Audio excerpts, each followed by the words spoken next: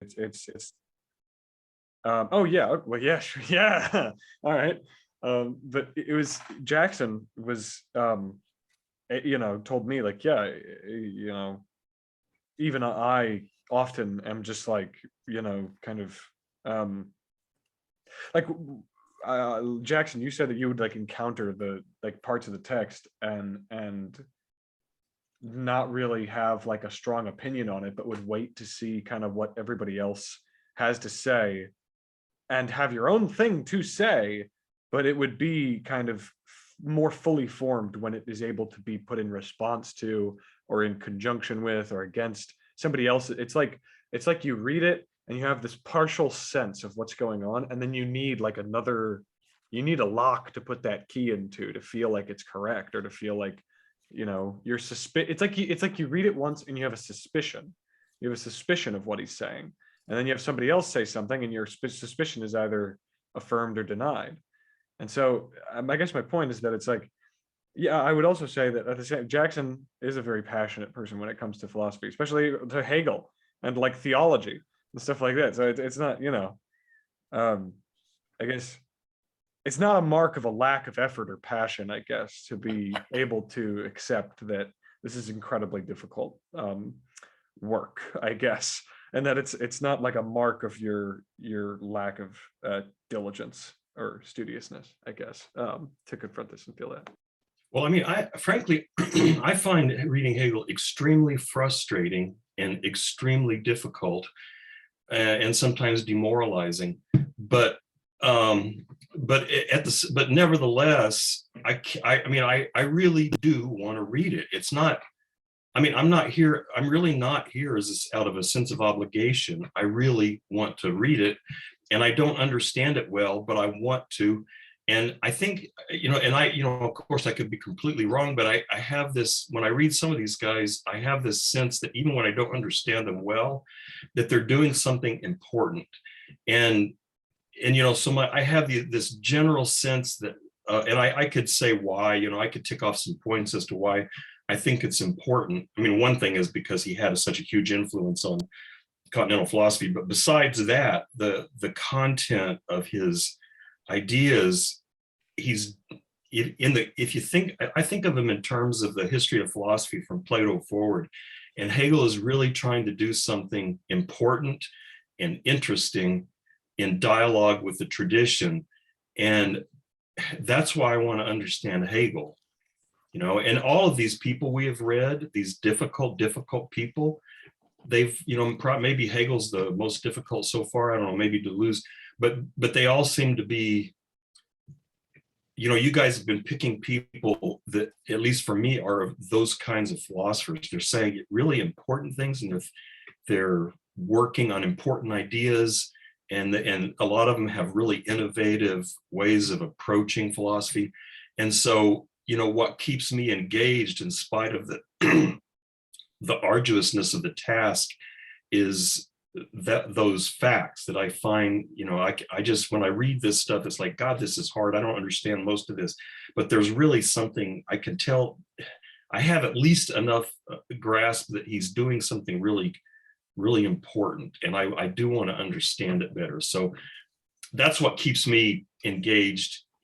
Like there's some stuff, like I don't know if I was reading Bertrand Russell, if I would have, it might just be a sense of, oh God, I guess I need to understand this. I'm guessing it would be like that. But when I'm reading Hegel, it's like, oh God, I really need to understand this. And it's like, I really need to work on this. Where it's not just obligation. So anyway, I'm happy. I mean, well, again, I don't know what word to use. I am very content that we are working on this book, and I do not regret a second of these months that we put into trying to understand this text. Yeah, I think and this is I'm going to get a little controversial here with my next statement, so watch out. Not really. That's a joke. There are certain thinkers who I agree with you in terms of like, if I were to, okay, for example, like somebody recommends, oh, let's read Moses of Maimonides and his reflections or whatever, and it's like, oh yeah, I know, right? Fucking some people are going to be like, let's go, and I will approach it like he said, like, just, okay, there is a way in which I can convince myself that this is important. This is good. It's like cleaning behind the bookcase with the duster. It's like you should do that. You gotta, or like the top of the fan blades. It's like, you have to, you're supposed to, it's what grown-ups do. That's what grown-ups do. They read bullshit like Bertrand Russell and his Principia Mathematica or whatever the fuck. Excuse me, but I I think that at least the track record for this particular reading group, and like the seminar and literature seminar as well, has just been excellent in terms of tackling thinkers that people, I guess, that I think are posing very interesting and very difficult questions and challenges to the traditional order of thinking, and it's like, I guess, and it's easier for me to say and to have this sort of this opinion of perspective on thinkers, which is just insane to me, that I like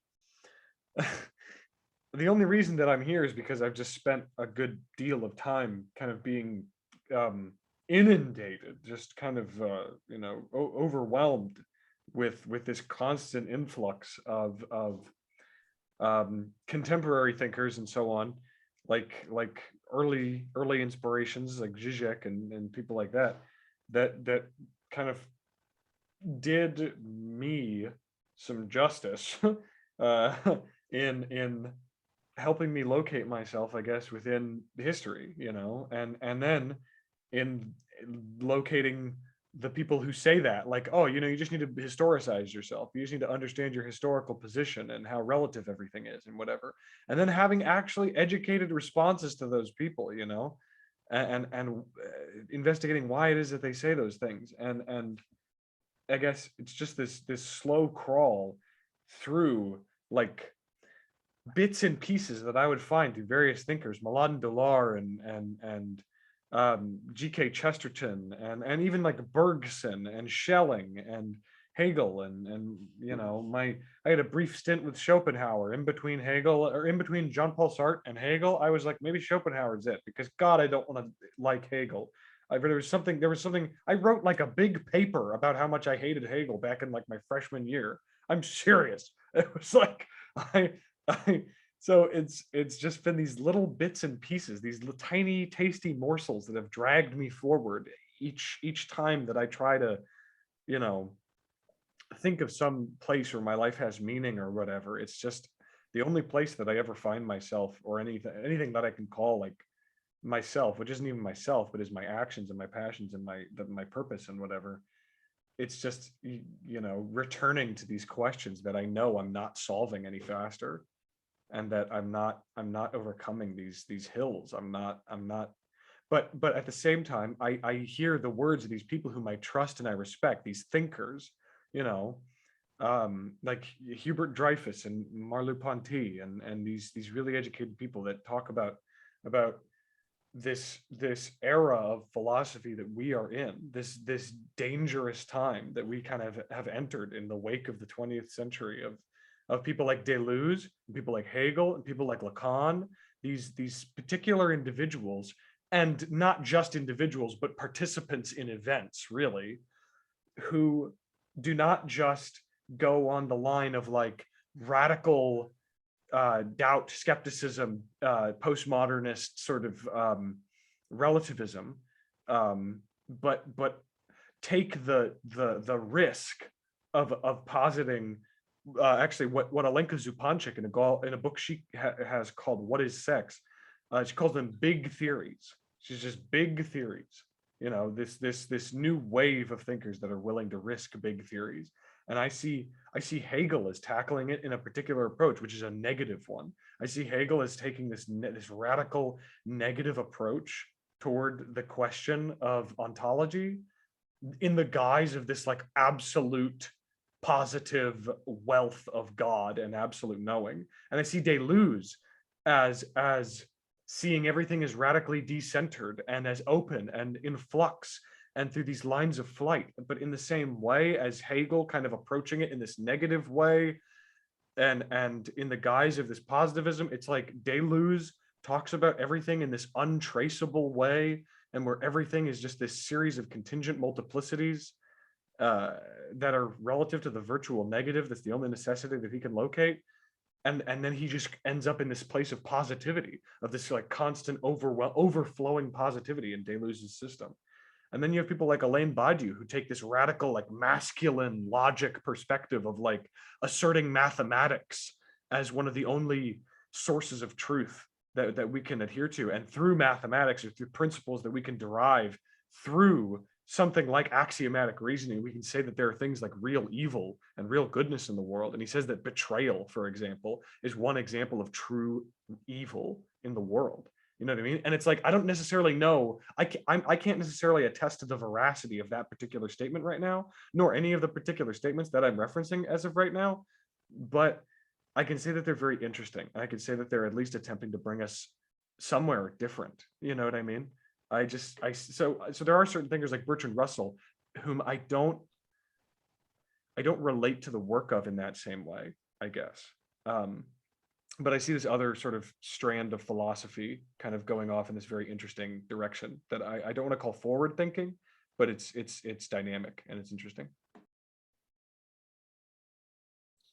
Did Nevitt, do you remember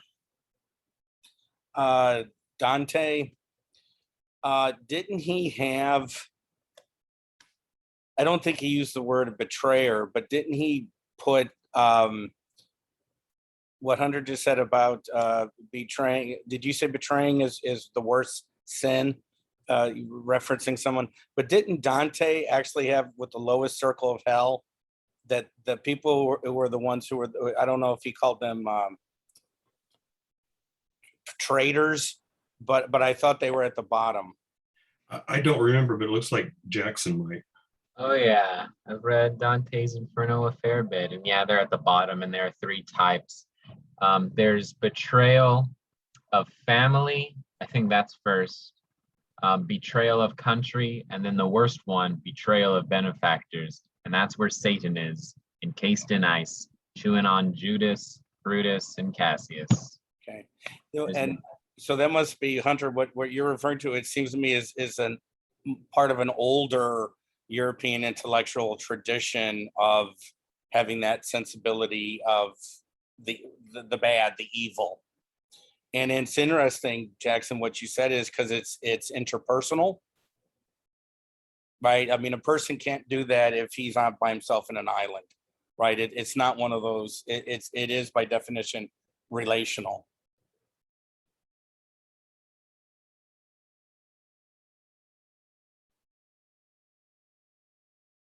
Yeah, and actually, I mean, this is kind of getting into where Jackson was bringing up some interesting ideas. He said, like, you wanted to do this seminar for your residents about the difference between ethics and morality. Oh, and sorry, gas bubble. There it is. You just scared my dog. That's that's a win in my book. Okay. I want to get to a point in my professional career where I can just do that and nobody skips a beat. You know what I mean? Where it's just like, oh, that's just, yeah, okay, that's fine. And then we move on. I want to be on a debate stage and I want to pull that. You know what I mean? But my point is, you were talking about the difference between ethics and morality, and I think that this is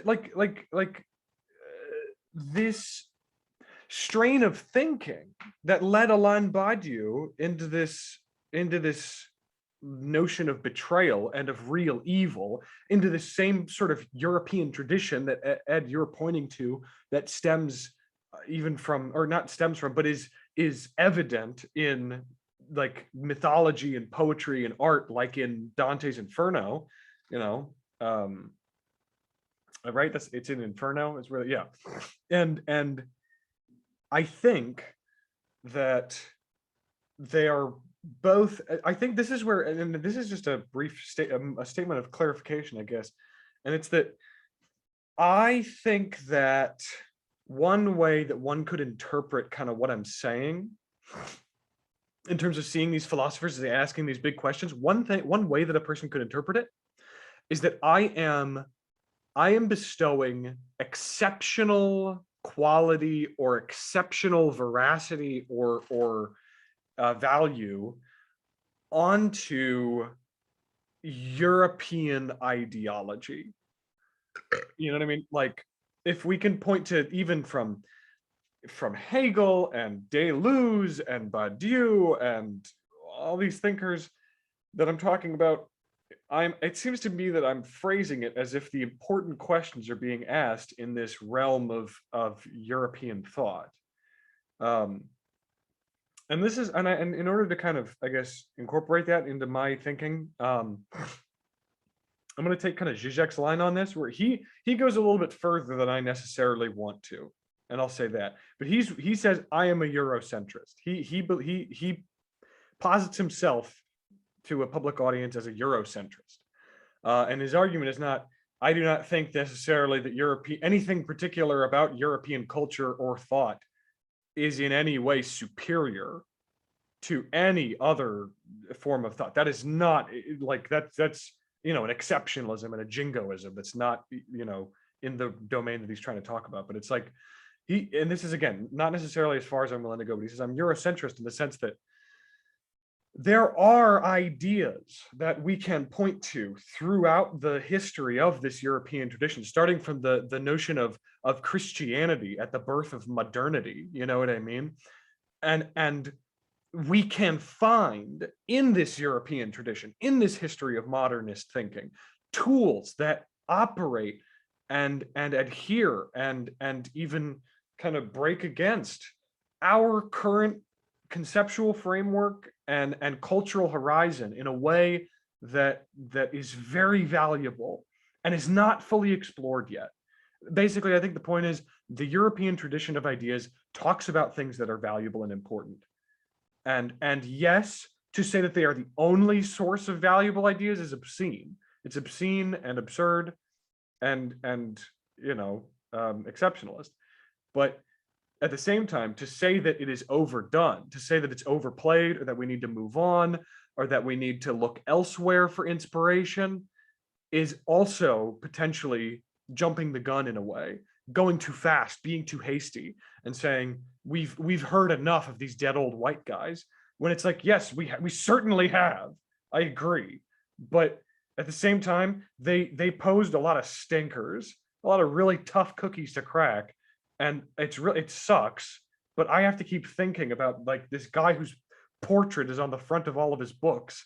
I have to think about that man still, because he was really smart and he said a lot of things that I think are really valuable, So in that way, my thinking is very much affected by European thought. Yes, definitely. And that's where I think a lot of big theories are being risked. There are other big theories that I think are being risked, but I think that and in fact, I think there are big theories that don't have anything to do with the domain of European thought that I think are very interesting and have genuine value.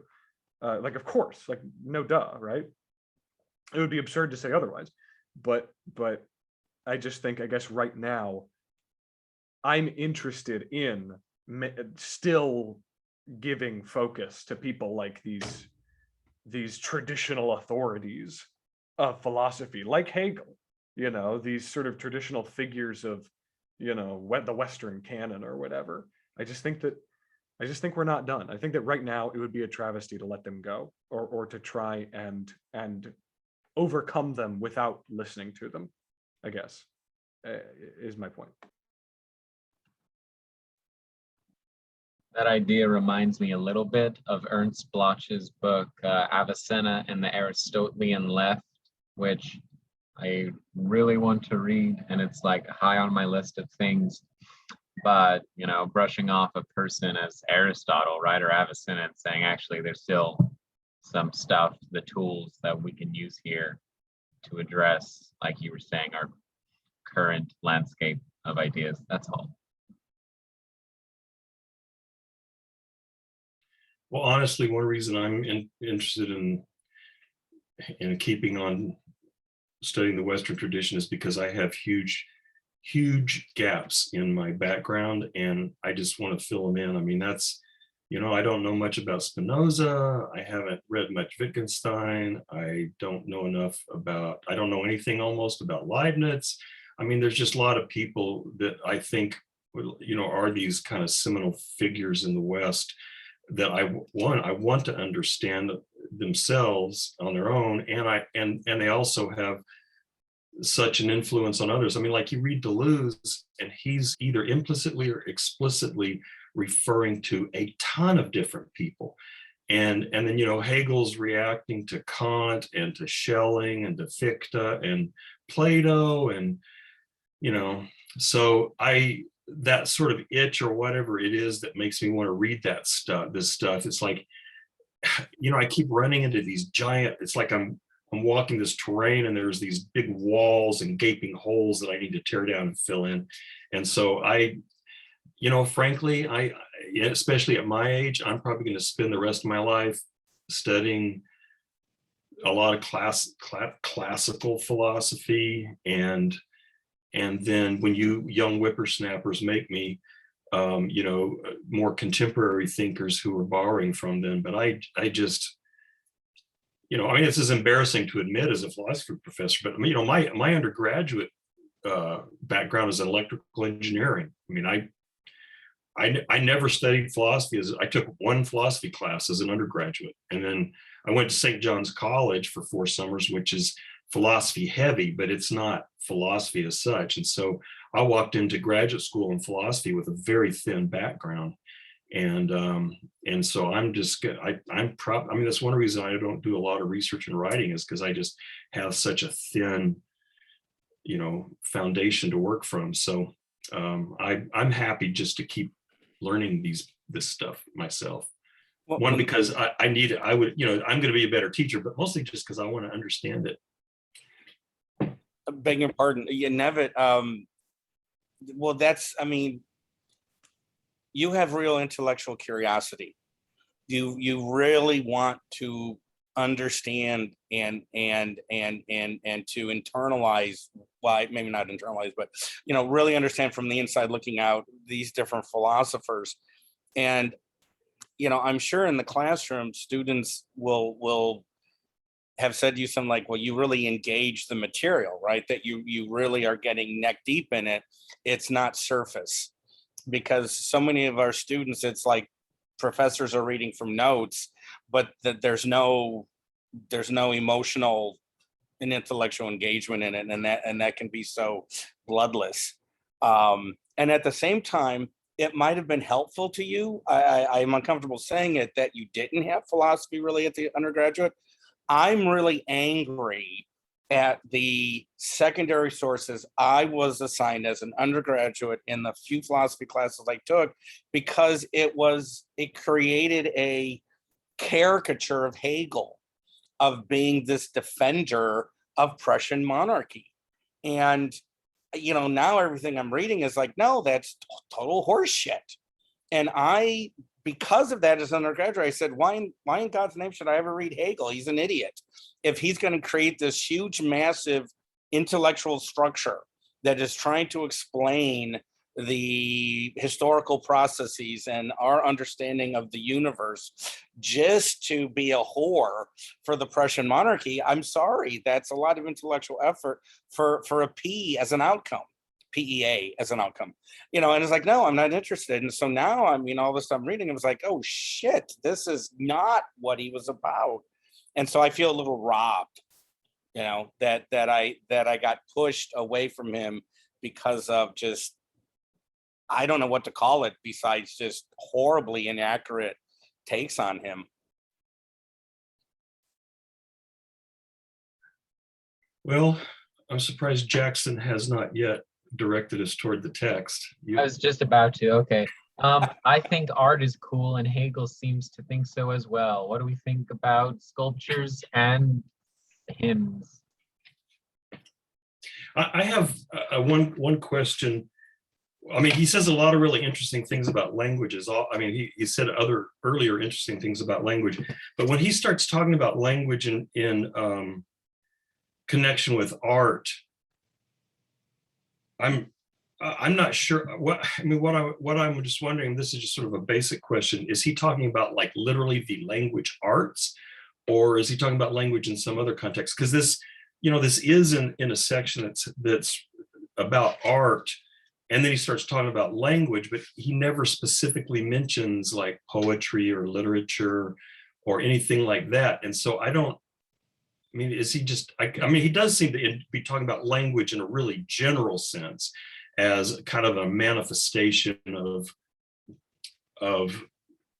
this, I don't know what to call it, not public spirit doesn't sound right, but the manifestation of spirit as a communal, as creating, or bringing spirit together within a community of people.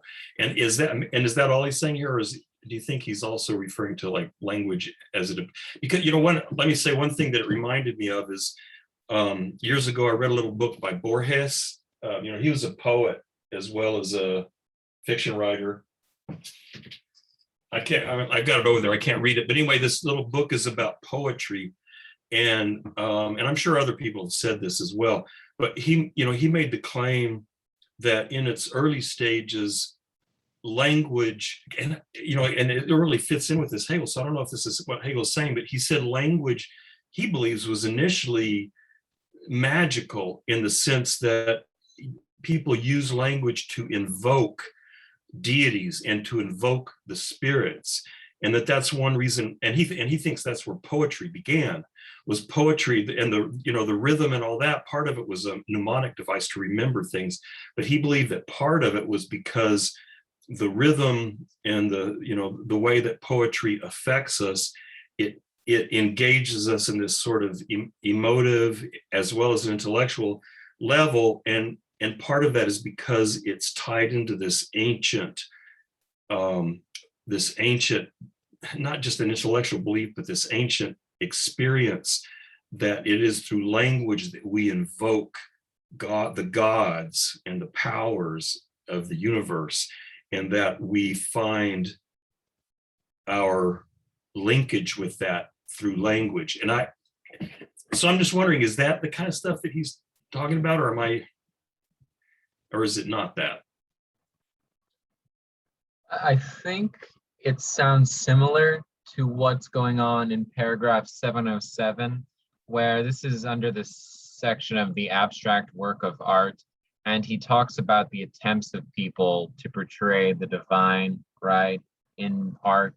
And so he has this thing where he says, however, the indwelling God is the black stone drawn out of its animal encasing, which is penetrated with the light of consciousness. The human shape strips off the animal shape with which it was intermingled. For the God, the animal is only a contingent disguise. The animal walks alongside its true shape and no longer counts for itself as valid. And so I saw that as a sort of progression in art, where first you had these animalistic gods like the Egyptians, right? Which I think he talked about in the last section.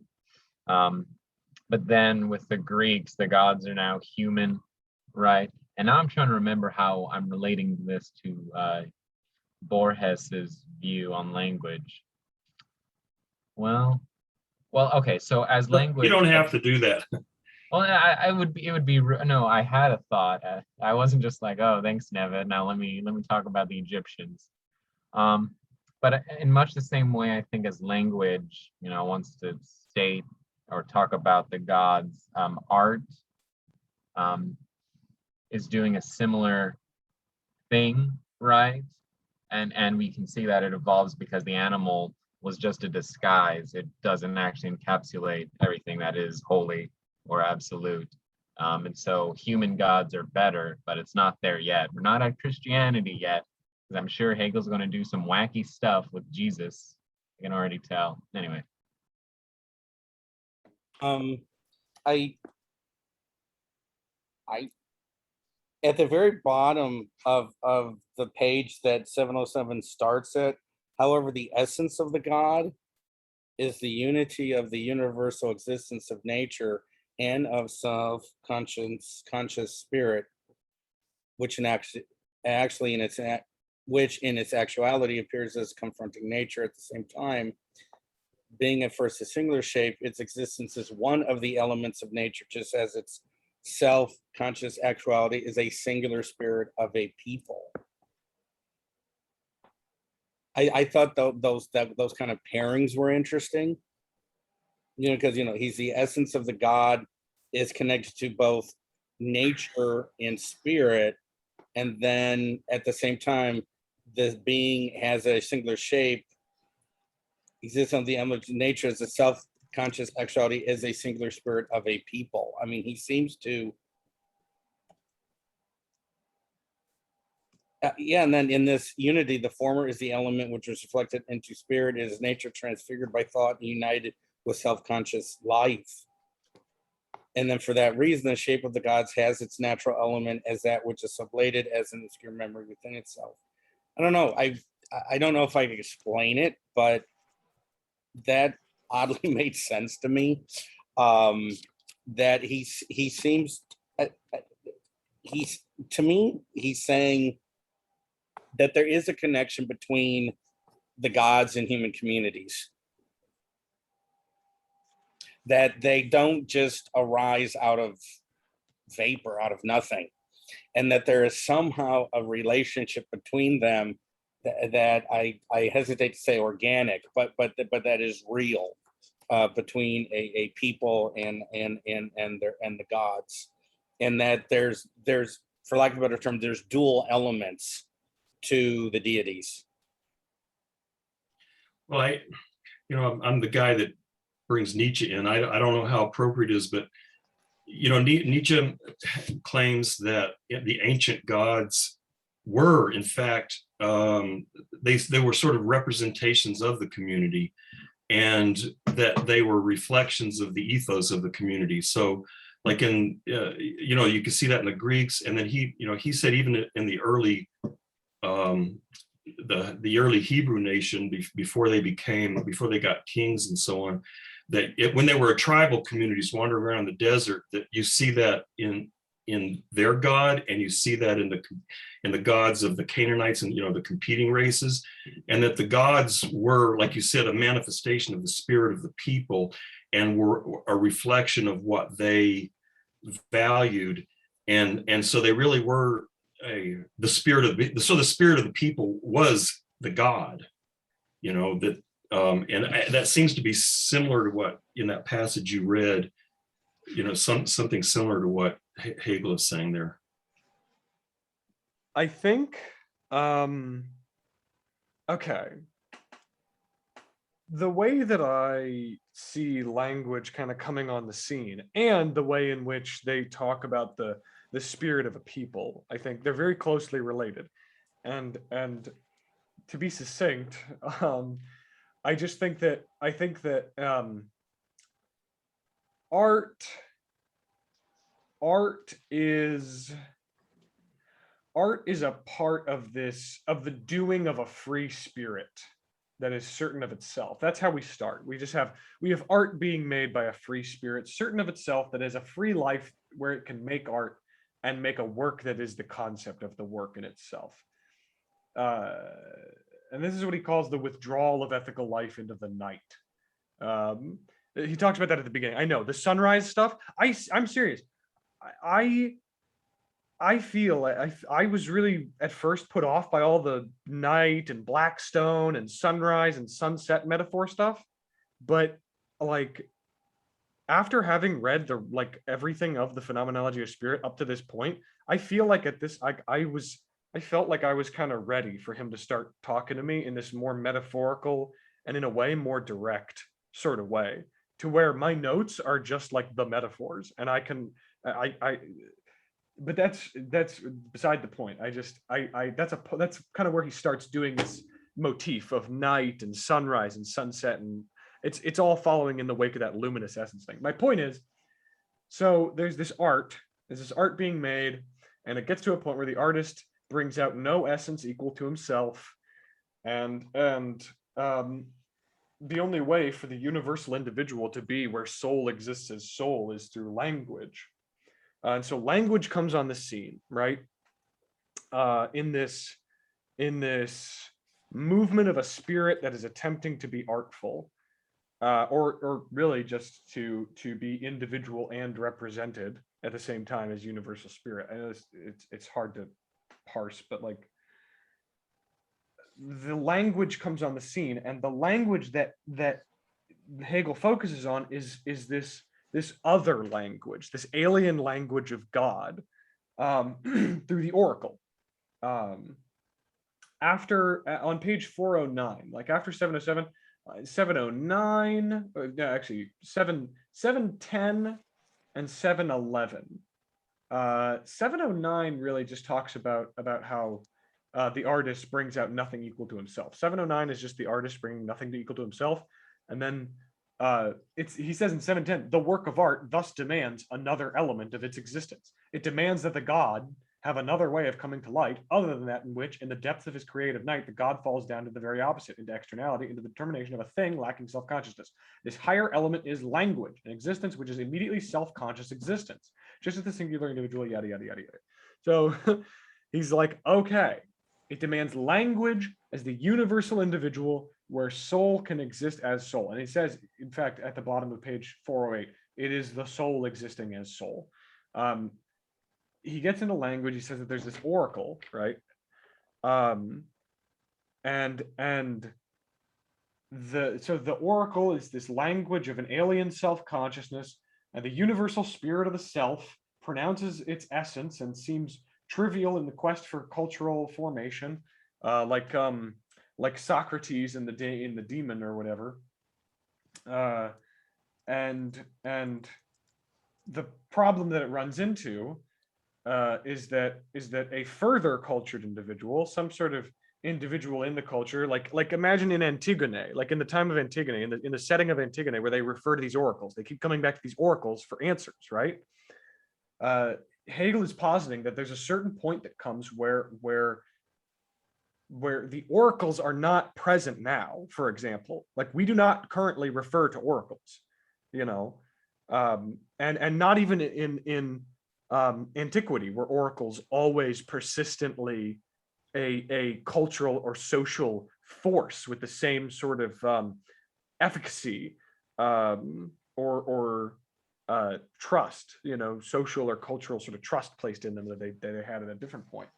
So what comes is that the cultured self defers not to an alien language, but an unthinkable language of God. This unthinkable language of God, and this is on page 410, I believe. Yes, on page 410, section 712, and just the first little bit of 713. He talks about God's own language, and he says God's own language, and in fact, I'll read this. Because the shape of the God is assumed consciousness and therewith singular individuality per se, the God's own language, which is the spirit of an ethical people, is the oracle who knows the particular affairs of the people and who makes known to them what is useful for those affairs. And then he gets into how, however, the universal truths, because they're known as existing in themselves, vindicate knowingly thinking, and the language of the universal truth is no longer alien, but it's its very own.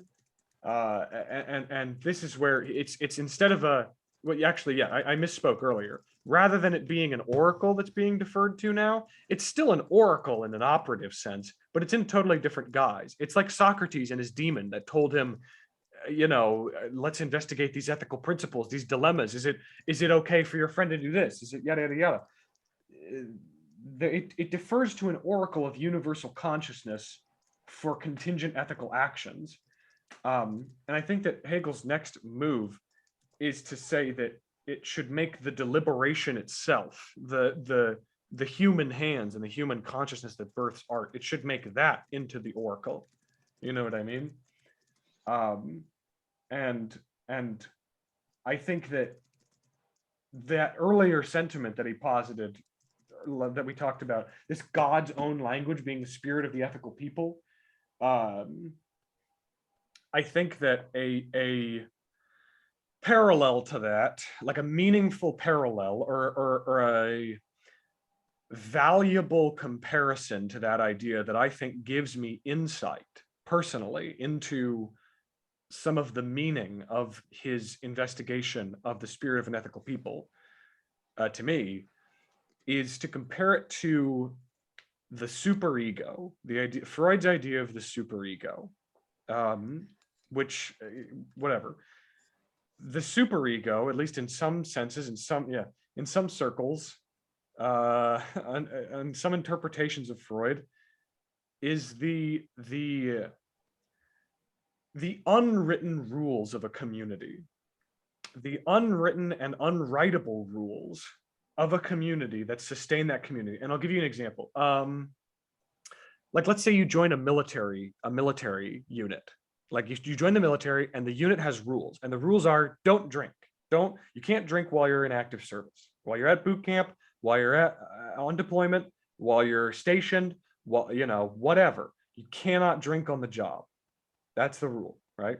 And then the weekend rolls around and your platoon manages to squirrel away for some late night drinking. And then let's say the next day, you don't, because you're not supposed to drink. You're not supposed to drink. The next day rolls around, your commanding officer talks to you in his office and says, hey, I heard that your platoon mates, they been engaging in some camaraderie. I heard you've been kind of standoffish. I heard you haven't been exactly engaging in the spirit of the unit. Some of your fellow officers are concerned, and it's like, oh my God, am I in trouble for not breaking the rule and being buddy with these people? Like, the rule becomes, you did not break the rule in the way that we need you to break the rule. There is an implicit set of rules as to how to interpret the explicit rules. And that implicit set of rules that you need to experience or engender camaraderie with your friends, and break the rules in a way that is productive or constructive for the efforts of the system at hand. That set of implicit rules is the superego. It's the unthinkable language of God. It's the spirit of an ethical people that comes from this demon on one's shoulder, And so I'm thinking, I guess my big point is that it's not just that, like, there is this imminent connection between art and God or whatever, and language and God or whatever, but that in its movement, in its expression in human experience, it gives rise to these dangerous formations, these at least at the very least ethically ambiguous, just at the very least ethically ambiguous formations, like a cult. And he literally says the cult like many times. He's like, it is a cult, not necessarily in a derogatory term, but in a derogatory or pejorative sense, but it is a cult. The disappearance of existence and the stability of existing forms that use that disappearing existence in language, that movement constitutes the cult. And the cult is where these people are working. The cult is the ethical people that have the spirit that's oriented around the unthinkable word of God, which operates like the superego, in a way, I guess. And so what I'm saying, I guess, is that it's not just a, like a study on this, nor is it necessarily praising these elements. I mean, there are aspects of it that are worthy of credit, but I think there is an aspect of this which is a critique, a critique of these social formations, I guess. And that's really the point I just wanted to kind of put forward. Well, I mean, forgive me. I found this section. I love this section. Very similar to what you said, because in section 710, I found it fascinating that he says, what does he say? He says, in 710, he descends into the opposite, into externality, into the determination of the thing which lacks self-consciousness. And then the higher element is language, an outer reality that is immediately self-conscious existence. Just as the individual self-consciousness is immediately present in language, so it is also immediately present as a universal infection. The complete separation into independent selves is at the same time the fluidity and the universal communicated unity of the many selves. Language is the soul existing as soul. And what's fascinating in 710 is when you go further down to section 715, he keeps using this term externality, like language is a way to have the externality of something and the individual experience expressed in a contagion and an infection sort of way. And that he says the soul, because of its abstract character, is not conscious, which distinguishes, and this is section 715, its object from itself. It is thus the night of its existence, the place prepared for its outer shape, again, outer, which he kind of associates with language. And the abstract cult, therefore, raises the self into being in this pure divine element. The soul perfects this purification with consciousness.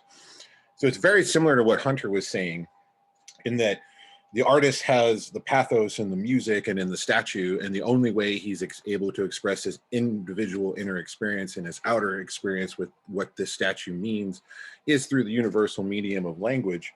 And I found it fascinating that he had the association of the cult, of the community, and language expressing not only the individual experience of that person in their artistic development, but also the cult or the community has its own social construct of what it is that language means to them.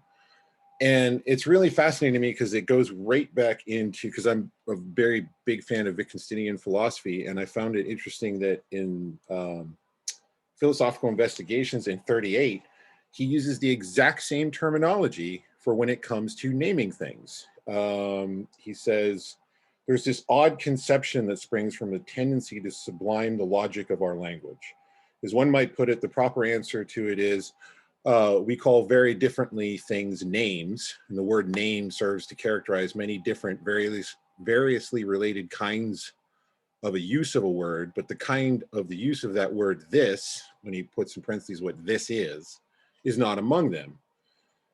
So this is connected with the conception of naming as a process that is, so to speak, a cult, according to Wittgenstein. It is a cult. It has a dynamic process that is a social construct of language, where anything that we have isn't this real simple name-object relation theory. It's intertwined in a way to take our individual experience and construct a language with a group of people through the action of interacting within a community. And it comes with its own warnings and its own things, because in a way, from the Wittgensteinian standpoint, in the analytical tradition, Wittgenstein is extremely, extremely cautious to say there is no way that you can have kind of like a general, what's the word, like a general concept or meaning that you can shift from one group to another, because every cult has a different concept for what this meaning is. Even if it's moving one slab from one point, they can say slab and mean something entirely different, like slab means to move over here, or what the intent is behind slab. So when we as philosophers start to carry with us into any context these linguistical constructs that we think have meaning that are universally applied to every given situation, that's when philosophy starts to not make sense, to become nonsense. So the whole thing is we have to really reject the question and analyze the grammatical constructs that are that even generated the question. And the only way you're going to get to those grammatical constructs is when you start participating and investigating the language game of the cult, which I find is really fascinating with Hegel, because he is saying that individual experience has a way to be communicated with language, but it's also kind of like the Wittgensteinian tradition, where he's saying, okay, hold on, these constructs that we have in language need to be examined within the use of the cult.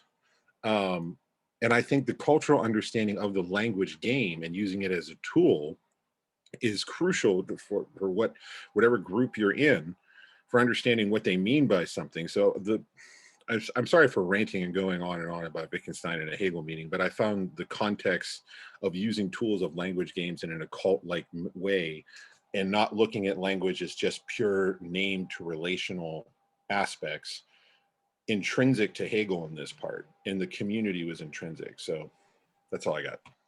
No, I thought that made a lot of sense, because I think I'm glad Nevin put that the comment about how Hegel's using the word cult.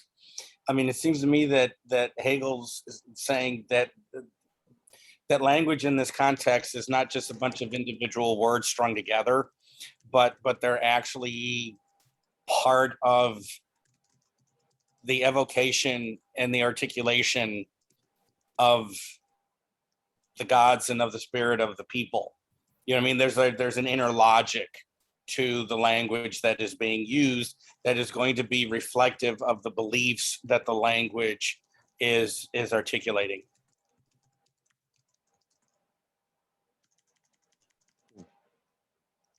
You know, it seems to me, I mean, this is, Hunter mentioned something about these philosophers trying to give these really, I don't know what, comprehensive explanations. I think, you know, Hegel, I don't know exactly how to put it, but, you know, it's like, it's all about spirit or something like that.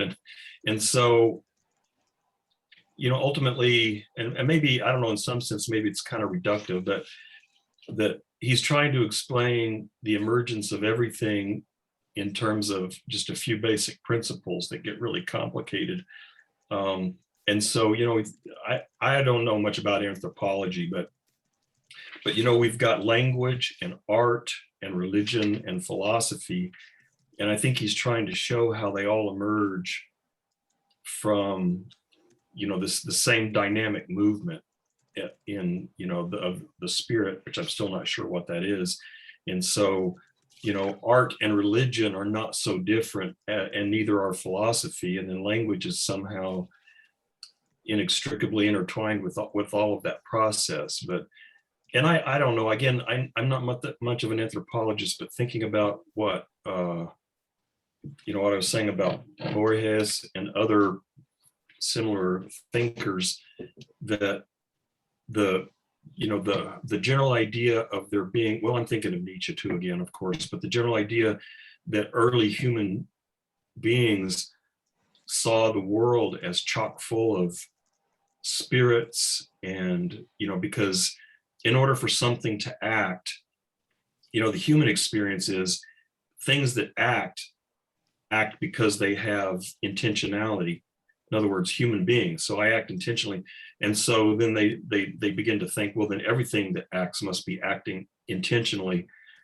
And so then you end up with animism and these other sorts of, you know, spiritualism. And so I think, you know, Hegel's in it trying to do something like that, but trying to explain it from a small set of principles and showing how, you know, again, art, literature, you know, religion, philosophy is all emerging from the same moment, or not from the same moment, but from the same dynamic process. And so, I mean, I think, you know, I was thinking of it the other way around years ago. I was thinking that, you know, that art is what gives meaning to human life, that life without art is meaningless. And then I thought of religion then is another form of art, because religion is a sort of a creative construct that purports to provide meaning and value to human life. And I think that I think of that as being the broad purpose of art in general. And I don't know exactly where it seems like, I don't know, maybe Hegel is saying that. I don't know, maybe I was thinking maybe he was saying the opposite, but I mean, this section is religion, but then he talks about art, the artisan, and then the art religion, and then the abstract work of art, and then next time, you know, the spiritual work of art. So maybe he's working on some kind of similar kind of thing, that, you know, the human effort to interpret, to make sense. I mean, I'm having trouble with all the details as usual. So I'm looking at this 10,000 foot view and I'm just being kind of speculative, but that part of what he may be saying is, if you look at the way the spirit works, whatever the hell that is, you see humanity trying to, as self-reflective consciousness comes online, humanity has to make sense of the world and has to imbue it with meaning and value, because that's what self-consciousness does. And then art just sort of emerges as a natural manifestation of that drive. And then art then begins to evolve, and then, you know, then the God comes into it, then you end up with religion. And so it seems to me he's just trying to explain how this, you know, how this progression occurs. And anyway, that's it. No, Neville, I think, you know, that's that was my sense of when we were talking about earlier parts of Hegel last week and 2 weeks ago. It seems to me that Hegel is saying there are multiple ways of knowing the world that each have a certain legitimacy if one doesn't take it too far. And so poetry and religion and science and I can't cover all the different kinds of human knowledge or experience. And and that's also a manifestation of a people who are trying to make sense of, you know, their place in the world and the world in general. And so we need to be open to all the different ways that human beings can know little k, you know what I mean? And that there is some value in that, and let's cultivate that as much as we can, because it's going to give us insights that other ways of knowing is not going to be able to give it to us at all. Yeah, I mean, it really goes back to the Wittgensteinian analogy of the beetle of the box analogy, right? Like where everybody gets together with a box, everybody has what we deem as a beetle inside the box. Everybody has to use words of what the beetle is in that box, but nobody can actually look inside the box. So my box could have a Statue of Liberty on it, but when I describe my beetle, it could be like a lady who champions freedom, and she's really sexy, and that's my beetle. Whereas somebody else's beetle could be whatever it is. It's a way that individual experience that is relative is unique to the social construct of the language game that culture is participating in. And I find it fascinating that that really leads into like Hegelian dialectics, because anything can change as to what a concept of beauty is. Anything that is relative or personal for art that was intended can change based off what was present in the language game. And I think it kind of leads into more modern philosophical components of, say, Derrida, because then when you start taking these already pre-existing mental constructs that we think is what the person meant, and that's just the solidified meaning of those particular words of beauty, justice, concept, whatever, and we shift it into another culture, even our own time, we're basically taking baggage with us. So there's no way to really like, and it can lead to a lot of confusion to the point where, you know, Derrida goes into saying that it's like there's just meanings upon meanings upon meanings, where essentially I think there's more of the Wittgensteinian tradition that's saying we have to at least study the intent and the grammatical constructs and what's going on in the language, and not just assume that there is just something that is essentially given in that culture or that particular group of people in whatever way they're talking, because relative experience is expressed through art, and we use language to express what that art means to me. And we can either, and when we start bringing baggage of assuming that certain art means certain names, or at certain points it means some, we're essentially sawing the branch off that we're sitting on, and language becomes a positive babbles. So I find it really fascinating that the relative experience kind of leads into the dialectical concept of every culture having its own unique values that needs to be not only used for an understanding, but also maybe not carried into our dialectical process from a Hegelian standpoint, so that we don't lead into this infinite sense of nonsense or meaningless, like symbols upon symbols, where we really create our own language game. But I was just thinking, right, when you said that, Joseph, what about cultural borrowings? You know, where instead of it just being an insane smorgasbord where I'm going to put something from here and something from there, you know, I'm going to pray to the Virgin Mary, but I believe in reincarnation. And so, you know, the resulting belief system is, begging your pardon, like a total mess. But what about it where a culture really does integrate a new idea, a new concept, a new way of doing things, a new art form? And that to me, I don't know what Hegel's answer is, but do you see what I'm saying? That it's not interpreting some. Well, I take that back. My background is going to affect, in all its totality, how I'm going to be interpreting new information, a new religion, a new philosophy, right? Because I've already read something, I already may have certain beliefs. And so it's impossible for me to be a blank slate when I'm reading a new work of philosophy or religion.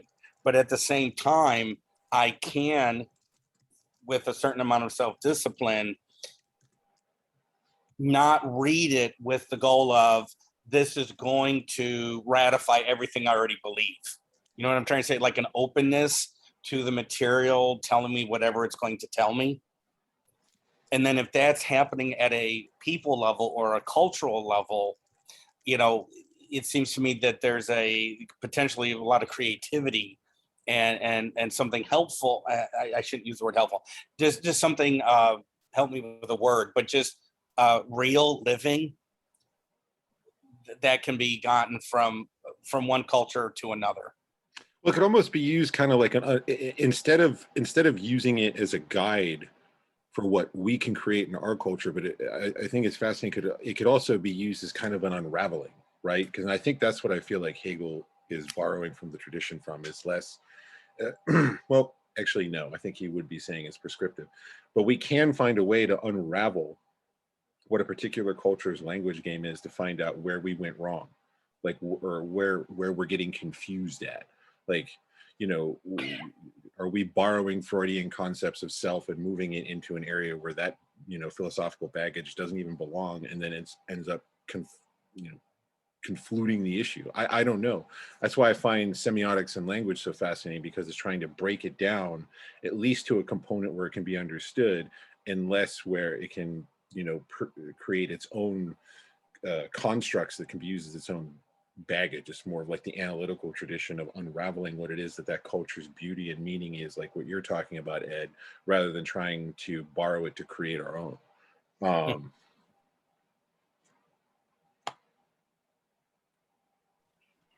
So I'm interested in this comment that Hunter made about the universality and the individuality, because that seems to be something that Hegel's struggling with through the entire book. And I'm still tempted to think that's what he means when he talks about the crux of the matter. But, you know, I'm looking back at section 710 again,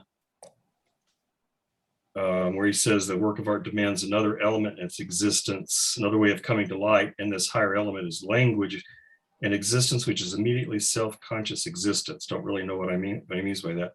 Just as the singular individual's self-consciousness is there in language, it likewise immediately is there as a universal contagion, or I think in Joseph's translation it said infection. Complete particularization of being for itself is at the same time the fluidity and the universally communicated unity of the multiple selves. It is the soul existing as soul. God, which therefore has language as an element of a shape, is the work of art ensouled in its own self. Anyway, I'm like in the bottom of that page, or self-consciousness remains immediately at one with itself in its essence, becoming objective. Anyway, I'm curious as to what Hunter was thinking about, you know, that comment that he made, and again, how language is addressing this general issue that Hegel is so concerned with, of the relation between the individual and the universal. Because it seems to me absolutely fundamental to everything Hegel's doing, and I still struggled really to understand, you know, what the relationship between those two is. Oh, No, go ahead. Go ahead. I mean, I was gonna. Are you asking? Because just to clarify, are you asking like how language is? I guess I'm trying to understand. Are you saying that, or asking how is he trying to tie the individual and the universal, like he has been attempting to do through the phenomenology of the spirit through language, or are you asking what are the potential problems associated with that of the individual and the universal having its own concepts and language, or are you asking both? I'm asking the former. So Okay. You know, again, I probably will express this incorrectly, but you know, there's a problem that has been around since at least Plato. It has been the relationship between the universal and the particular. And you know, Plato's way of dealing with that was putting the universal in the forms and the particulars in phenomena, and then having the forms kind of generate particulars. But Hegel has got some unique way of merging those two. And I've never understood how he does that. I mean, even after all this, I feel like I've gotten hints here and there, but here it looks like that I don't know if language is the prime way that that happens, or if it's just a particular way that happens. But he seems to be pointing here how language shows this unification of the particular and the individual. And maybe I've been too infected by Western philosophy, but I just have a hard time figuring that out. And I mean, I think I understand the problem. Like, the very word individual is a universal term. And in fact, anything you can, and maybe this is part of the issue with the language thing, anything you can speak is necessarily a universal, because language traffics in universals. So when I say individual, I am thinking of individual as a category, ironically, as a type. And then, you know, radical individuals, and maybe this is what he was trying, maybe I'm trying to take us too far back to the beginning of the book, but you know, if you talk about this, when he talks about this, you know, the concrete particular is inarticulable. You can't say anything about it because it is a bare, unique entity that is unlike any other entity in the universe. And so at the extreme, individuals are inarticulable. They're not individuals in the sense of individual in language, because they're just a bare this. And as soon as I speak of it, I'm speaking of the universal, not of the individual. So in a fundamental sense, it's kind of impossible to speak the individual.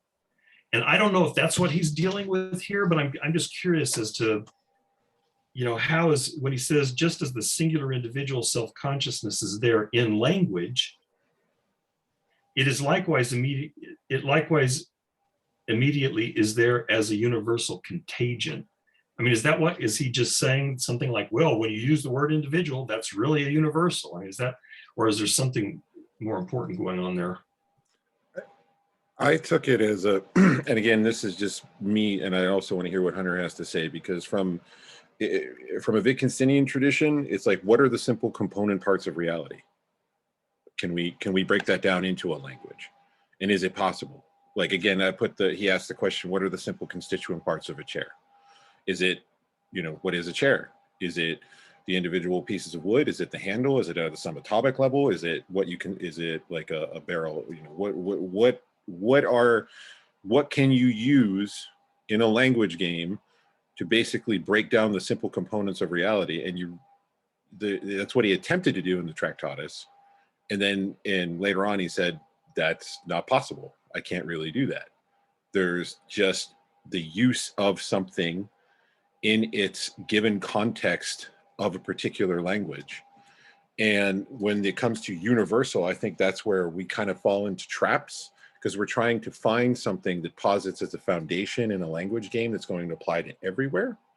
And we can carry that on and not even go back into what it is that formed what that concept is. Again, something is. My point is when you use a word, in other words, when you literally, when you speak, you are doing nothing but using universal terms.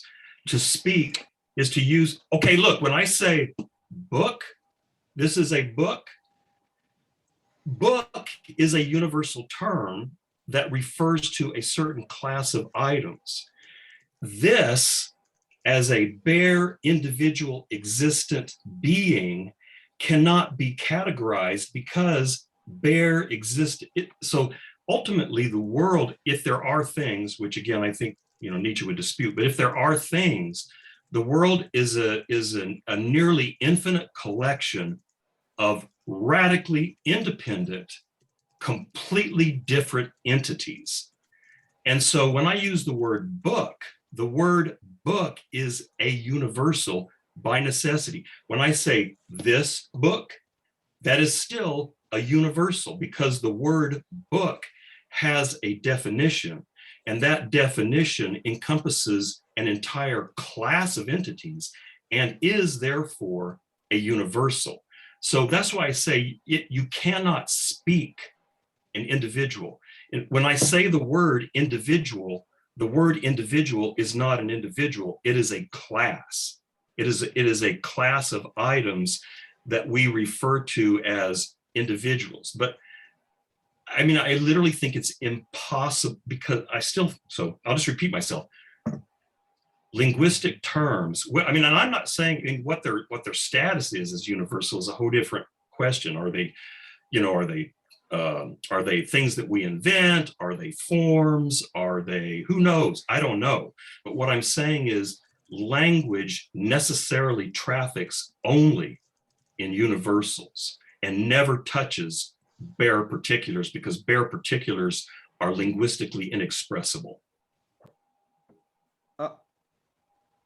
Oh, actually, Ed, go ahead. Do you have something to say? Oh, you're muted. I'm muted. I'm sorry. Nevin, could you say your last sentence again? So what I think is true is that language necessarily and only traffics or deals in universals. So every time I say a word, that word is a universal. And I'm not making any claims about its ontological status, any metaphysical claims. I'm just saying, when I say book, the term book is a universal. You can look up its definition in the dictionary.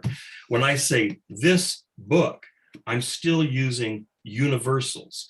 And so what I'm claiming is that language is only deals in universals, but the world, apart from language, if there was such a thing, and I'm not sure we could ever even comprehend such a thing, is a collection of bare particulars. But a bare particular you can never refer to, because, I mean, I think Hegel is dealing with this early in the book. I can say this, but as soon as I say this book, it is now a universal. And I'm not even sure saying this is escaping universals. And so the as a collection of individual, because again, every single, if there are things, again, of which I am skeptical, but if there are things, everything is a bare, inarticulable particular. And as soon as I use a word to say it, I am employing a universal term, something that appears in a dictionary, for example. Thanks.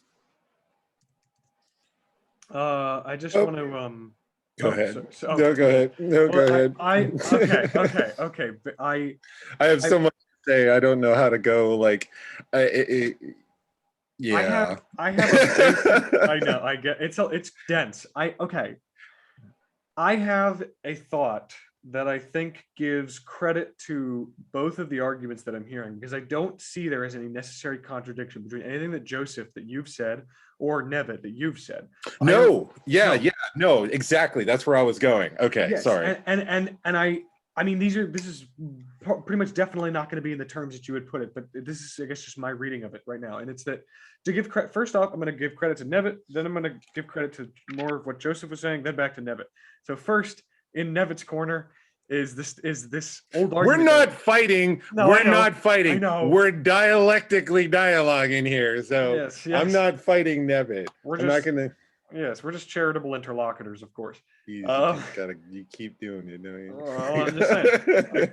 Look, the first things first. An old Hegelian like aphorism or adage that I've heard is the most immediate example that you can have of the universality of language, like exactly what you're pointing to, Nevitt, is the phrase "I am here with you right now." You know, it is as particular as you can get. I am here with you right now, but none of that holds any sort of individualized meaning. Anybody can say that all of the time, anywhere. It is a completely empty phrase, at least in terms of particular content. But it is the greatest extreme that we can come to in terms of the particularization of our speech. So that's the first thing. But the second point, I think I want to kind of point to the cohesion that I can see, or like the lack of a dire split between kind of the points that I heard feel like I picked up from Joseph's points and those that I heard from Nevitt, and it starts with the concept of a name. I think that the concept of a name, at least in the realm of this sort of Hegelian dialectic thing, I think that the name of a thing can be, the name of a thing at the very least, we can say is a part of its external expression in language. He keeps talking about externality in this reading, where language is this externalizing of self-consciousness in itself or whatever, where soul exists as soul. He's talking about language as this external thing. Okay, so language is in the realm of being. Language, and this is where Heidegger's coming from when he says language is the house of being, and Zizek says language is the torture house of being. Language exists in this realm of like being, where I'm talking about external entities, forms, universal categories, and rock solid terms that, and even it, let's just imagine like in some sort of existentialist way that I have some sort of inner wealth in my mind. I then speak it and it becomes this ossified, rock solid entity after after I emit it out of my sort of not formed or actualized intentions or whatever. I don't know. So you have these names. And I think to follow through with the metaphor that we've had going before about this Mobius strip analogy that I see in contemporary Hegelians, if I can kind of use that for a second, I think that the center point, the middle of the Mobius strip, the very center, the I'm kind of looking through it like there's some, you know, but it's like you have these two extremes on the Mobius strip, these two loops, and at either end are these things that we talked about as necessary possibilities, as abstract, absurd extremes of a concept, these outer edges of an idea that are the far left and right edges of the Mobius strip, if I can even say left and right. But the center point is what we've called the quilting point. It's the snapping point. It's I mean, or like the snapping, I don't mean the snapping like breaking, but of like a button onto a pillow, like the suturing, the fixing, the attaching point of the sort of vacuous, or maybe not vacuous, but I'll call it, just to use like a visual analogy, this sort of gaseous concept gets solidified and nailed down to the wall with this quilting point. That is its actuality, its being, its simple existence, yada, yada, yada. But these points, it's called the point de capitaine, the point de capitaine in French, the quilting point. This point functions in its place among other symbols and names as this sedimented point, or what one would call a truth event. And these truth events are kind of the bedrock of a society or a cult. A cult finds these names to have veracity. These names have meaning or variability and consistency within that multiplicity or variability. And so you have this multiplicity of cultures that have each had these sedimented truth events that created their own sort of mythological landscape.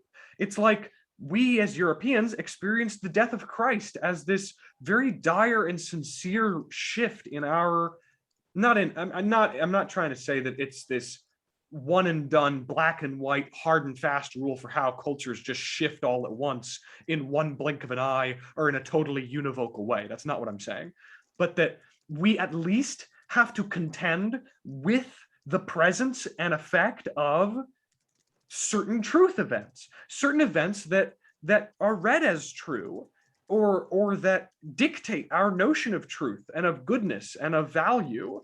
And it's like Nietzsche. This is like Nietzsche. This is like really, really, really, I think, in line with something. Yes, I know. When the walls fell. No, no, that's really in point. That's on what we're saying. Yes. Yes. No, yes. Well, actually, no. Actually, yes. I thought you were just kind of making a joke because I was being obtuse. But no, it's this point where words and mythology has so much salient meaning that it's like the foundation of our these linguistic horizons. So you have all these different cultures and societies with these different languages and whatever, right? Then you would have this, there's a way you could approach Hegel in his reading. You could approach him like a pragmatist, okay? This is getting into, I think we're going to, now I want to shift away from this sort of point of the multiplicity of cultures like more of what Joseph was kind of focusing on. Not, this isn't Joseph's point. I'm not saying that, Joseph. It's not like this was your ultimate point. It's just a part you were focusing on a little bit more. But you could think that like the intersubjective space that we speak in is this space that can change in terms of content. Like we can talk about different things, but the form itself of language, the form of the language or the intersubjective space that we operate in can't be changed. It's this given thing. And so language games become this inescapable transcendental, this constitutive condition of language as a given, falling into the myth of the given in a way, and trapping pretty much all the language that it assumes into this rationality, into this particular rationality, and it throws out pretty much everything else as irrational and as inhuman. So okay, my point is to make this actually sort of more tangible. This is the return into universality. This is my return from this multiplicity of different languages and different truth events and different points of meaning. And that a big point that I was trying to make about that whole like quilting point thing is that he says it even in this reading. I don't know where, but he says that meeting point, this mediating middle point of these two extremes, this existent, actual, rock solid sort of baby from these necessary possibilities, these extremes, this middle point that exists, this quilting point, it itself is somebody else's extreme. This middle, this nice sort of reasonable point that we've come to is still the extreme of something else. It's some other, it's the end side of a different Mobius strip. And so you can imagine in an image in your mind, this sort of wild ferment or multiplicity of Mobius strips interlocking with each other. And certain strips have their edges at the meeting point of different strips. And they share this sort of, these points of connection and movement and dynamism, right? But then how do we get universality again? Back to what Nevitt was saying about we have to answer to this universality of language. Even if we can say that there's this variability, we have to answer to that. And I think that I think that the answer is in saying that yes, the cultural and historical language, or the cultural and historical limits of language are the limits of our world in a certain way. In a way, we can say that the cultural limits are the limits of our language, the limits of are the limits of our thought, and thus are the limits of our experience in a way. But the thing that is missed by pragmatist Hegelians is that there is an incompleteness or an ungroundedness or an arbitration that is inherent in language. There's a loophole in the normative social fabric, and that arbitration or that incompleteness is the other side of language. This necessary element of language, which is its other side, or what Hegel calls inneres Ausland, this internal foreign territory of language, this unspoken plenitude that causes us to bend the rules, and it's the things that we mean when we say, I love you, my dear, but the word love could never capture the things I feel for you, you know? There's this unspoken plenitude that is inside language that we can never totally reach with language, but the only way that we can ever grasp at it or experience it or that it can manifest itself is through language. So there's this problem. There's this ungroundedness or this internal foreign territory of language. And where does that come from? What is kind of the seat or the mechanism of that? And I've got a different set from a different book. Hold on. I've got this is Zizek's thoughts on language as it emerges dialectically. So I'm trying to be as transparent as possible as to my sources. And I find this to be a really reasonable and helpful analysis. And he says that the basic, and this is getting it at Nevitt, you were saying you weren't really wanting to make any sort of ontological or metaphysical claims about language. But I think this is a sort of direction going towards ontological and metaphysical claims that are in line with what you're saying. And it's that our language exists as this mechanism that is invented to cope with what Hegel calls absolute otherness. I can never know what you want from me. I can never know what you're thinking. I can never know what you want. And you can never know what you want either. You don't really know what you want. You think you know what you want, or you have an idea of what you want, but to be certain, is impossible in this way. And I'll read that question in the chat in a second. But so the language exists as this tool to cope with absolute otherness, and it ultimately always fails. And so there is language because there is this excessive, non-linguistic or impossible to enunciate erotic sort of fascination and attachment, I guess. There's this condition of possibility of language that is the condition of its impossibility. Its ultimate failure, its ultimate like unending failure is the only way that it can exist. And this is what I think he means when he says universal contagion. He says that back to section 710, he says universal contagion. I think that language as a universal contagion is in reference to language being both our solution and our problem. Language gets us deeper into things. This is why you have like nationalists and weirdos who think like, oh, the English language is so subtle. It can let you get so deep into things, you know, or like, you know, I heard Zizek actually talking during a lecture saying that he was talking to some he speaks Serbo-Croat, and he was talking to some Serbo-Croatian nationalists and like right-wingers, and they said, oh, don't you think that this language is so subtle and so beautiful and so much more nuanced than some other Asiatic languages or whatever? It can let you get so deep into the concepts, and it is so thorough, you know what I mean? In this way. I think that all languages operate in this way of giving us this feeling of getting deeper, getting closer, getting more thorough, more fleshed out, a wider, broader, richer experience. But at the same time, Hegel has been insisting since page 1 that language's primary mode of operation is in the understanding. It's in the universals. It's in the categorizing. It's in the distancing, in the alienating. And as we linguisticize something, as we conceptualize, as we categorize, it gets more and more alienated, more and more abstract, and more like separated from us. And we just tear it apart and bring it into this tabulated, economized thing. And so language is both our solution, drawing us into things, and it is at every step pushing us away from language and distancing us. Yes, it's the solution and the problem. You're trying to arrive at, you're using the boat while it's sailing to find out where you came from with no navigation in a way. Yes. That's, and I wanted, forgive me, I don't mean to get too excited. I'll calm down. I've had coffee. Anyway, I wanted to read this one section just really quick because I thought it was really relevant to what we just talked about. This is section 38 from Philosophical Investigations. It goes parallel to what you were saying as well, Hunter. It is quite true that giving an ostensive definition, for instance, we often point to the object named and utter the name. And likewise, in giving an ostensive definition, we utter the word this while pointing to a thing, and also the word this and a name often occupy the same position in the context of a sentence. But it is precisely characteristic of a name that it is explained by means of the demonstrative expression. That is N, or this is called N. But do we also explain that is called this, or this is called this? This is connected with the conception of naming as a process that is, so to speak, occult.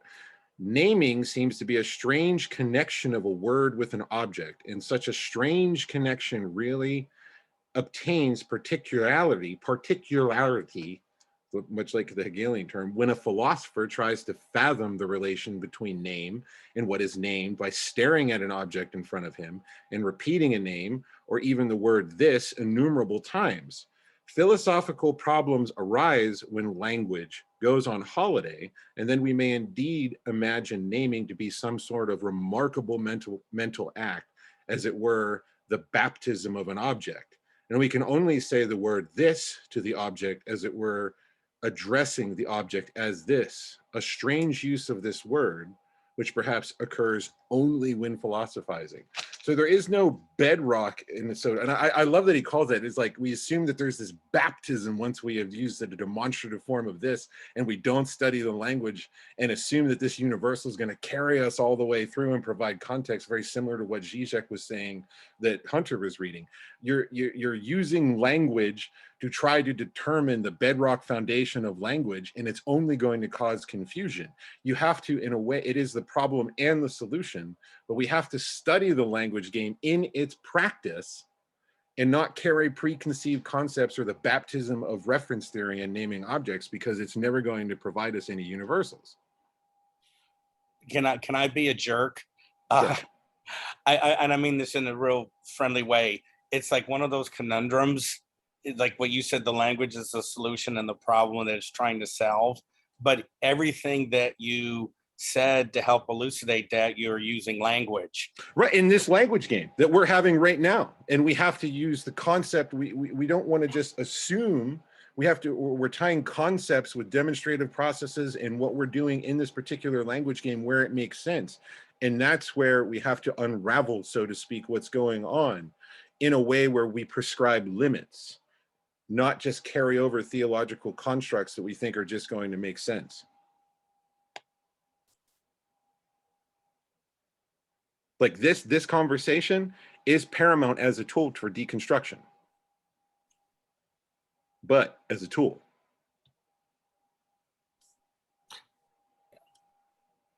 I really appreciate all of your passion about this, because I think that that's, from my limited understanding, that's, if I could talk about an old dead person, I would think that Hegel would appreciate the passion people are bringing to this conversation. He was saying, I must be doing something right.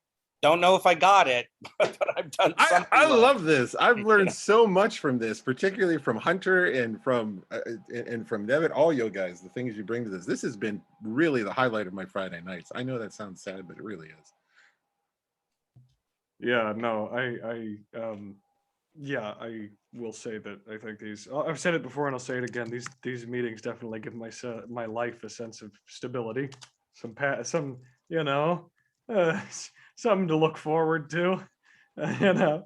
But I just wanted to make a brief point that I guess, it's to kind of answer to and reaffirm kind of something that Nevin asked, which is like, are you just talking about kind of like this general insufficiency or kind of inability or lack in language to ever articulate, itself? And I think, yes, I think this is kind of what I'm getting at when I try to say that like Hegel is different from Deleuze in a really meaningful way, because like we talk about the multitude of different languages and the multitude of different cultures, right? And I think Deleuze would talk about it from this basis of like this infinite sort of multiplicity of potentiality, right? And it's this infinite multiplicity, right? But I think Hegel tries to say, okay, yes, there is a multiplicity of languages, but multiplicity is not the smallest unit possible. Multiplicity is not the most basic category of ontology possible. The most basic category of ontology possible for Hegel is negativity or disruption and deviation and contradiction and antagonism. And so the multitude of languages is not just this free multitude oppressed by some sort of linguistic norm being asserted by somebody like Hegel, but the multitude of languages and the multitude of cultures is a result of the impossibility of the fruition or completion of language or culture. There's never going to be an ideal culture or the absolute culture or like the Übermensch or I know this is kind of like a weird reference, but Hitler in Mein Kampf often describes this split between Jews and Aryans and says that Jewish people, and in fact landless cosmopolitans at large, are culture destroyers, while Aryans are these culture creators and these culture bearers. And I think that Hegel is of the opinion, or is making the point, to me it seems, that none of us are culture bearers, and all of us are in a way, because we're all just failing miserably at striving towards this goal of that's built into language, it's built into cultures, universalizing ourselves. We can never quite reach the end that is implied by the beginning. The beginning implies the existence of this end, which is universal language and this universal fruition, and finally this omega point. But I think Hegel's like a big point that he's trying to make is that we can't reach that, because the only reason that all these different languages exist is as a result of this fundamental contradiction or impossibility. And that fundamental contradiction or impossibility is the seed of the universal. and so it's not just totally hopeless. There is this, we get these bits and pieces. We get these bits and these pieces of universality in these experiences of breakdown and failure and gestation and dead time, rather than in these moments of great triumph and unity. You know what I mean? I don't know if that made any sense at all, but I don't know. That's just a point I wanted to make. I I don't, thought it was hopeful. Sorry. go ahead. No, I just found that comment very hopeful. I don't really understand what you mean by the universal manifest and the breakdown or something like that, but we're out of time. So, but that's something I really would like for you to say more about or talk more about, because that seems to be crucial to your understanding of Hegel. And because of this focus that you have on things, on universal failure is central to Hegel, I was struck how many times in this section and then other places in this book he uses the word downfall. He'll say you've got this thing, but then this happens, which is its downfall. And then you get this thing that happens, and then this other thing that happens, which is its downfall. And you just see this over and over and over where he talks about downfall. And I hope this is a simple question. So is this notion of things, this incompleteness and essential downfall, is that the essence of negativity? Yeah, I think it's just evident in, like, this is just to be as simple and as short and as brief as possible. When he gets to the point, the living work of art, wherever, that would be page 414, page 414, section 720. He talks about the living work of art, and the points that I think he makes there that at least kind of responds to that question. And I can respond to this question all day in the Discord or whatever, but I can try to. And it's that the cult can only give stable existence to individuals by calling them people of a god. They can say, you're a man of Poseidon, or I'm a Christian man. And they give these people this stable existence. But the self-consciousness sees the ignored depth or essence that's still present in experience. And so the self-consciousness moves on from the cult, and it comes to be a satisfied sunset rather than a sunrise. This is the weird part. He says in this section, in fact, I'm going to read. Yes, okay. This pathos is itself. I'm just going to read this section that I think kind of confronts that question. This pathos is for itself the essence of the sunrise, but which has henceforth within itself turned inward and become the sunset. Self-consciousness and thereby existence and actuality has its sunset, its downfall in its own self. So self-consciousness and thereby existence and actuality has its sunset, its downfall in its own self. And I think that is just a brief sort of point that he's making in the midst of this other gigantic point that he's constantly making, where he's like, all things have their own sunset. Everything has its sunset and its downfall and its twilight years in itself. And for example, nature's sunset is its becoming a tool or becoming food, which is its sunset and its downfall as it is destroyed and transmogrified from the greatest wine of the kings of yore into urine. It's becoming food at the same time elevates it into spiritual existence. And then he talks about this kind of relationship of the sunrise and the sunset and all things in this really beautiful metaphor. He says the sunrise is what gives us fruit, and it gives us a rupturous and Dionysian unrestricted nature in a self-conscious shape. And so we have this constant, or this stable notion of a sunset, the sunset and the downfall of all things. But the mystery of bread and wine is not the mystery of flesh and blood, And so we've seen essence and we've seen this downfall, but we haven't yet seen spirit. But the cult has laid the groundwork for this revelation. And that revelation is in this thing that I think he makes a point about called the concrete universal, that I think we're going to get to next time, really.